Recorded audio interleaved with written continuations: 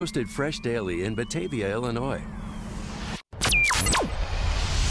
This is Chicago's Morning Answer with Dan Proft and Amy Jacobson on AM 560. The Answer.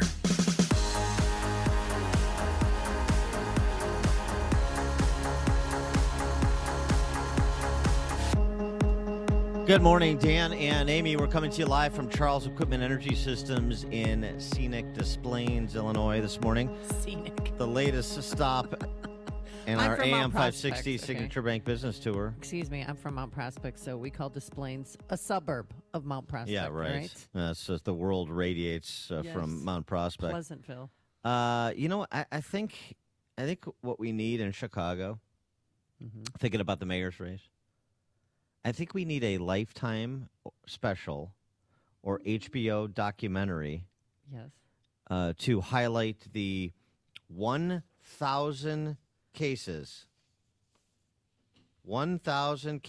of sexual misconduct or abuse-related investigations that have occurred in the Chicago public school system in the last 2 decades, according to the CPS Inspector General. 1,000 cases.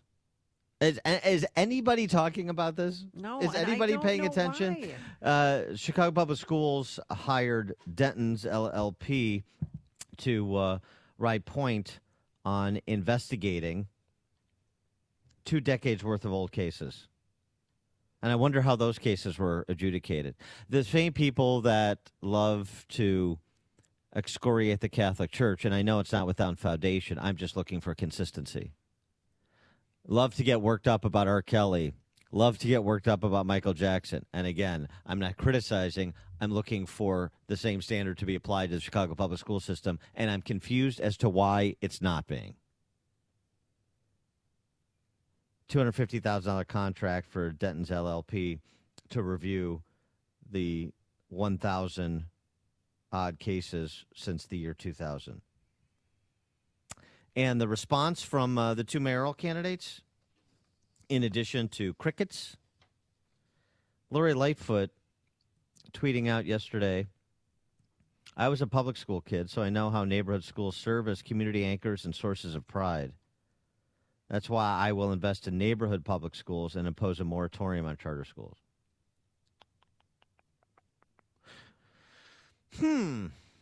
Some of these schools, turns out, hate to break it to you, Lori and Tony and CTU, because, of course, Preckwinkle's even worse.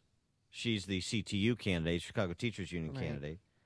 But there's a distinction without a difference between the two. The distinction appears to be that the Chicago Teachers Union is backing Preckwinkle over Lightfoot, but that's it. On policy, these neighborhood schools serve as a source of pride.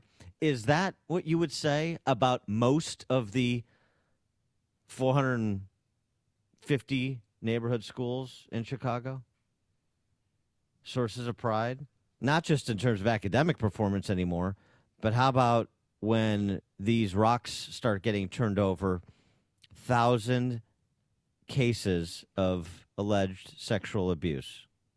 And again, critical of the D.C. and Chicago press corps all the time, so here's an opportunity where I'll give the Chicago Tribune credit for lighting the match that shone some light on CPS, and now more light is being shown, but not enough. As a parent, what I'm hearing from other parents, they thought that the majority of the sexual abuse allegations were volunteer coaches, and now that they have a stringent background policy that the volunteers have to go through, as same as the teachers, that's going to alleviate the problem. Yeah, really? What do parents know exactly? What's the basis to make that assertion?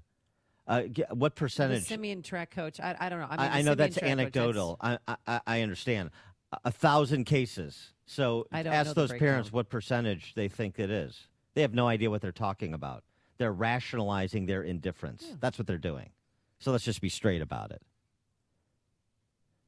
Carol Shakeshaft. Did the Shakeshaft report 15 years ago? Talked about it on this show before, but I'll reintroduce it. Again, the same standard.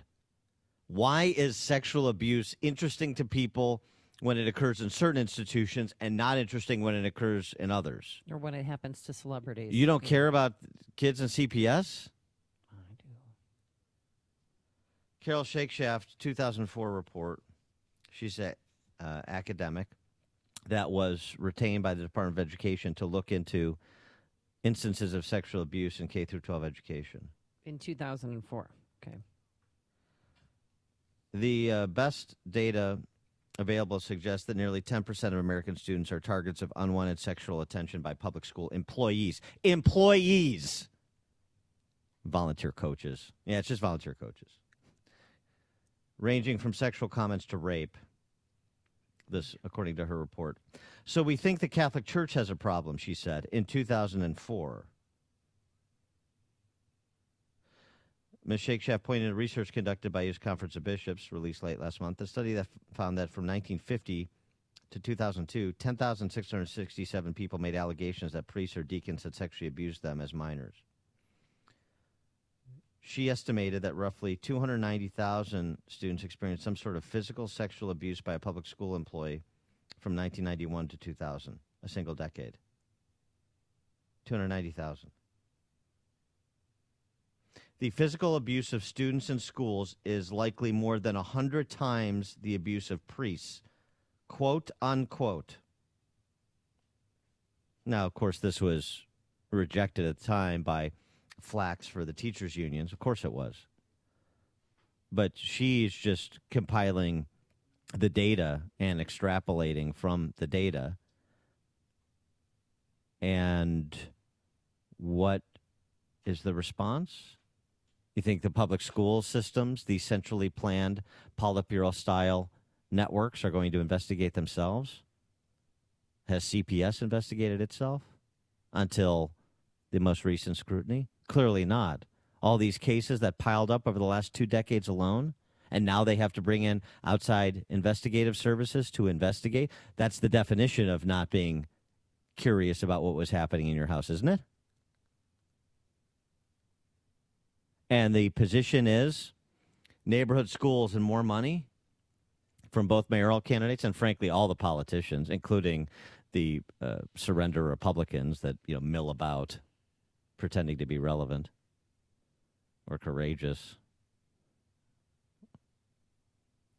Remarkable. So we'll just focus on which black female socialist you prefer on April 2nd. And then celebrate black female being elected mayor of Chicago, because that's historic. And then black families will continue to leave.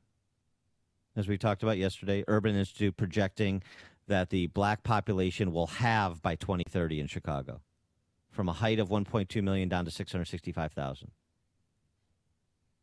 And these families and many of these kids in CPS, 85% are on free or reduced school lunch, so they come from impoverished backgrounds. Parents don't have the resources that provide choice. And the Democrats in this city and state, Governor Jelly Belly on down, are targeting the scholarship program that's in its infancy that would provide life preservers to so many of these kids that are in terrible government schools. And funding isn't the issue. The great neighborhood schools that we recall from the 50s, well, they ain't there anymore. What's in place is phony baloney workplaces so adults can pretend to have a job and be educators. And layer onto that this sort of abuse? Is that what we need, a Lifetime special or an HBO documentary to get anybody to pay attention? Is that how barbaric we've become in Chicago and Illinois? The answer is yes. That is how barbaric we've become. That is absolutely how barbaric we've become. A shoulder shrug. 1,000 cases just in the last 2 decades. You got to pay an outside investigative agency $250,000 to come in and do the work you were uninterested to do when it involved the sexual exploitation of children. Come on. I want to hear the defenses. I want to hear the rationalizations. I want to hear it's not as bad as you think. There's plenty of blame to go around, and we're working on it. 3-pronged answer to every burning oil derrick in this city and state. Where are the people that love to opine from the dais in front of a microphone, in front of a camera to tackle this issue. I know, race hustling's easier. Railing against the 1% is easier, isn't it? 312-642-5600, turnkey.pro answer line. 64636DA, turnkey.pro text line. Candace in Mount Pleasant, Wisconsin. You're on Chicago's Morning Answer. Dan, your rant needs to go viral on Twitter. I swear, it's so good.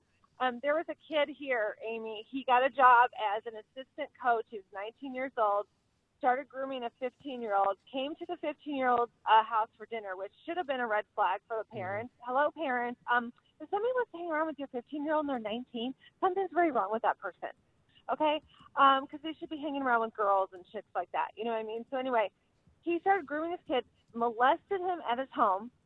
Then the kid was upset, wanted to get this guy out of his life, tried to block him on social media. Then he got sued. The kid got he was teaching at the school, got super aggressive with him and started attacking him on social media. And it went on and on and on until finally they found out the kid almost committed suicide. You know, a lot of people don't understand that. I'm going to say something. I know a lot of gay people, and a lot of them have told me that they were molested by a brother, by somebody, you know, outside their family, by a, you know. Well, so a lot of people think like, you know what I mean? So it's upsetting because it ruins their life, but it also changes their sexuality. You know what I mean? So it's not just a one-time thing a lot of times. So thank you. Thanks for the call, Candace. Oh, by the way, the story that people actually will talk about. What? Poll came out yesterday this is a poll that was commissioned by Stanford. This is great, too. Stand for Children. This is one of these great pro-education reform, phony baloney organizations financed by dilettantes like Bruce Rauner and other wealthy Chicago ignoramuses, at least when it comes to K through 12 education, to feel good about themselves. I'm not disputing the poll results. I'm just telling you, Stand for Children runs around raising money from the titans of industry in Chicago and giving it to politicians who protect the status quo when it comes to K through 12. It's their disgrace. And so are the people who finance them, starting with Bruce Rauner touting it as he did on his glide path to the governor's mansion. They did a survey. Lightfoot, 58. Preckwinkle, 30. Wow. 58 to 30, 12% undecided. Lightfoot leading among just about every demographic, as you would expect, with a 28-point lead among women, among men, under 50, between 50 and 64, voters 65 and older. She leads among whites, Latinos, college-educated, not college-educated, liberals, moderates, conservatives. So it's looking like a runaway because Lightfoot represents somebody who we haven't seen before. Most people haven't seen before. She's sort of a blank slate until you start to actually read what she's saying and the positions that she's taking. Yeah, and learn a little bit about her background. Right. And, and her background is fascinating. What, happened with her brother. He's in jail. He's been a career criminal, and he's trying, for redemption. But she is pretty much the same policy-wise as Toni Preckwinkle, but I'm not rewarding Toni Preckwinkle for bad behavior. She's currently in a position where she's not doing well, and I'm not going to reward her just because she wants something that she thinks she's entitled to it. She's not. I get it. But I'm just saying this is going to be hailed as some sort of paradigm shift because it's not one of the men and women of always, but it's the policies of always. At least that's what Lightfoot is presenting. It depends, too, on who she surrounds herself with. I mean, she's never held public office. This is her first time actually running, too. I mean, Scott Waspak is a big, ally of hers, and she's going to have to learn from somebody. Jim in Tampa, Florida. You're on Chicago's Morning Answer.